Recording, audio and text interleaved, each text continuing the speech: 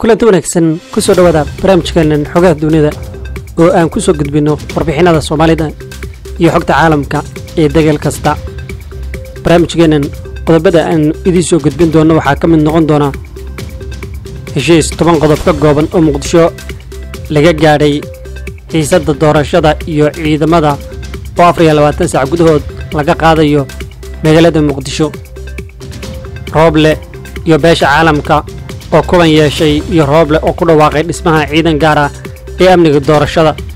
warbixinadii ugu dambeeyay arrimaha Soomaalida ayaan idin soo gudbin doonaa iyo qodobo kale oo ay ka mid noqon doonaan xogaha dunida. dalka Shiinaha oo mid ka mid ah gantaalaha ugu waaweyn dunida hawada u dartay ka bacdina gantaalkaasi uu khadka ka baxay ilaa haddana la la'yahay iyo halka marinkiisu yahay inuu ku soo dhaco iyo dalal badan oo cabsi ka qaba in gantaalkaasi uu ku soo dhaco iyo xogo kale ayaan idin soo gudbin doonaa. aan ku bilownay waxaa magaalada Muqdisho lagu soo gabagabeeyay heshiis is-afgarad ah oo lagu soo afjarayo qalaalasihii ka dhashay muddo kordhinta kaas oo sababay isku dhacyo ciidamada dawladda iyo ciidamada mucaaradka iyada oo la isku raacay in ciidamada laga saaro magaalada Muqdisho. heshiiskan ayaa lagu gaadhay galabta magaalada Muqdisho oo ay ka qayb galeen ra'iisul wasaare Rooble, midowga musharaxiinta oo ay ugu horeeyaan Sheekh Shariif Sheekh Axmed iyo Xasan Sheekh Maxamuud iyo madaxweynayaasha Hirshabelle iyo Galmudug iyo guddi ka kooban 12 xubnood oo loo xil saaray arrintani. qodobada ay ku heshiiyeen dhinacyadu ayaa ah kow in ciidamada dhammaan ee xiisadda magaalada Muqdisho sababay dib loogu celiyo goobihii ay ka yimaadeen loogana saaro magaalada Muqdisho muddo 28 saac gudahooda. laba in xuquuqda ciidamadaasi sida mushaarka, darajooyinka iyo xilalka wax saameyna aysan ku yeelan qalalaasii dhacay magaalada Muqdisho loona raacan karin wax ku saabsan dhacdada. saddex in si gooni ah loo xalliyo saraakiisha leh duruufaha gaarka ah sida darajooyinka, mushaarka iyo xuquuqda kale ee ciidanka. in kalsooni laga dhex abuuro hay'adaha amniga iyo siyaasiyiinta tabashooyinka ka qaba amniga. 5 in ra'iisul wasaaraha soo saaro wareegto uu ku farayo taliyaasha ciidamada qalabka sida in aysan ku milmin arrimaha siyaasadda, in aysan bixin amaro ka dhalan karta qalqalgelinta arrimaha amniga iyo siyaasadda. 6 in la magacaabo guddi khubaro ah oo ciidanka ka kala socda oo kala taliya ra'iisul wasaaraha dib u habeynta ciidamada qaranka. 7 in ciidamada qalabka sida aan loo adeegsan arrimaha siyaasadda iyo faragelinta. 8 in dhammaan dhinacyadu joojiyaan ficilada iyo hadallada abuuri kara colaadda iyo nacaybka. 9 in la soo celiyo gaadiidka iyo hubka gaarka loo leeyahay ee lagu kala qaatay dagaaladii ka dhacay Muqdisho lana soo daayo dadkii loo xidhay. 10 fulinta qodobadan waxaa mas'uul ka ah ra'iisul wasaaraha xukuumadda iyadoo isla dhaga kalena ra'iisul wasaare Rooble iyo xubnaha beesha caalamka. Muqdisho la sheegay in kulan ay ku yeesheen xalane.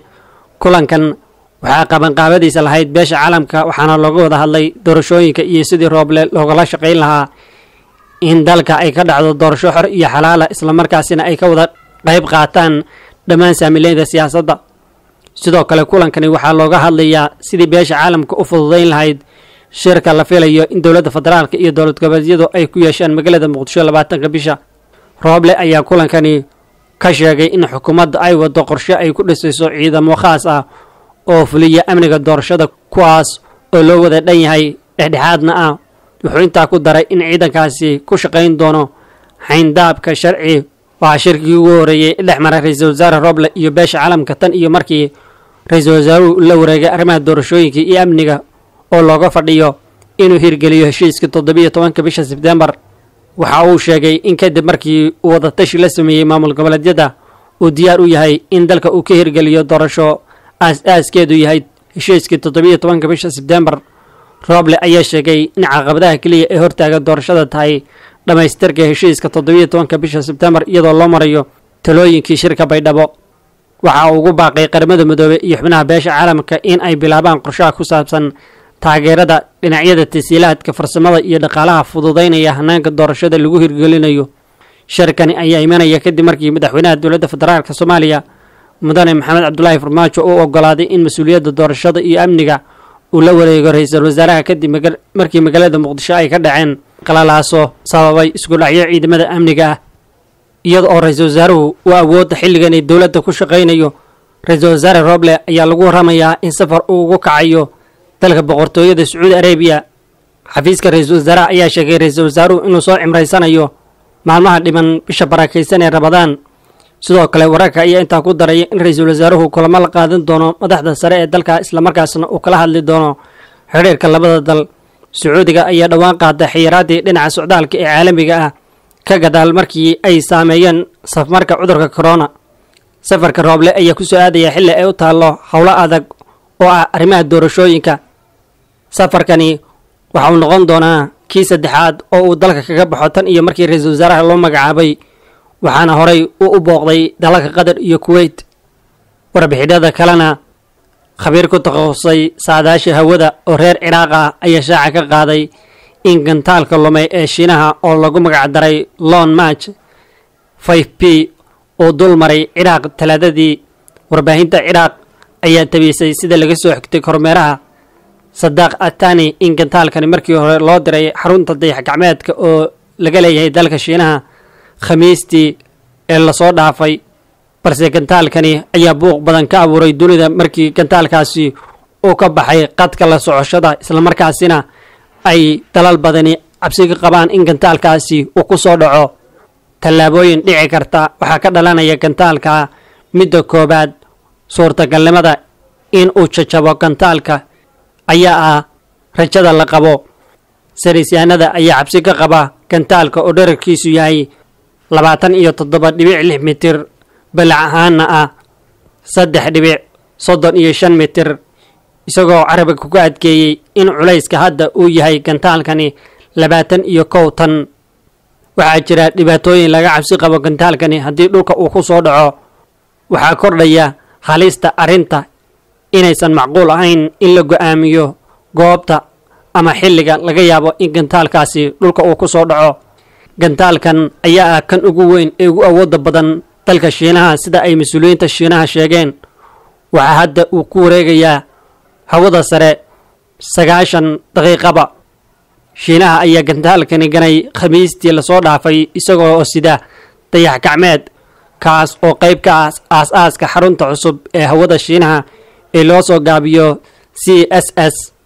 waxaa la qiyaasay in gantaalkani ku dhici doono meel aan la cayimin, waxayna u badan tahay inuu ku dhaco 10 bishan May inta u dhaxaysa New Zealand iyo New York State, iyadoo aan si sax ah loo ogaan karin barta uu ku dhacayo. khubarada ayaa ka baqaya in gantaalku uu ku dego aag dadku ay ku badan yihiin.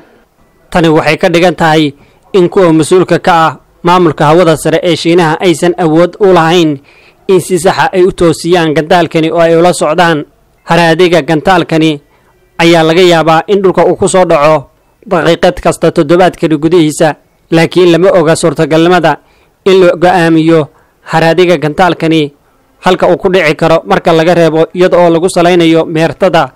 gantaaluhu waxay dul maraan sadarka u dhaxeeya New York ilaa iyo Madrid ilaa Beijing, kadibna koonfurta Chile iyo ilaa New Zealand. inta lagu jiro wadada waxay u sii gudbaan wadamada dunida Carabta.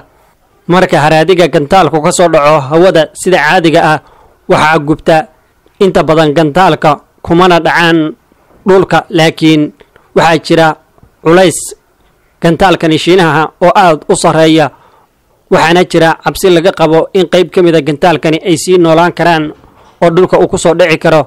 tani maahan markii ugu horeysay ee ay dhacdo. bishii Maarso 2020 qayb ka mid ah gantaalaha Shiinaha oo ay isku fasal yihiin ayaa sidoo kale waxa ay lumiyeen marinadoodii iyaga oo ku dhacay badweynta Atlantic, laakiin qaar ka mid ah burburka ayaa ku dhacay tuulooyin ay ku badan yihiin dadka oo ku yaala Ivory Coast, galbeedka Afrika. inkastoo aan la soo sheegin wax dhaawac ah, qaar ka mid ah dalalka dunida ayaa cambaareeyay tallaabadan Shiinuhu ay gantaalkeeda ugu dartay oo ay sheegtay inay tahay Shiinuhu inaysan ka baaraan degin dhibaatada ka soo gaadhaysa dadka rayidka ah gantaalahani. xogeena wanaag intaan qiimaha kale idin soo gudbin doono. nabadgelyo.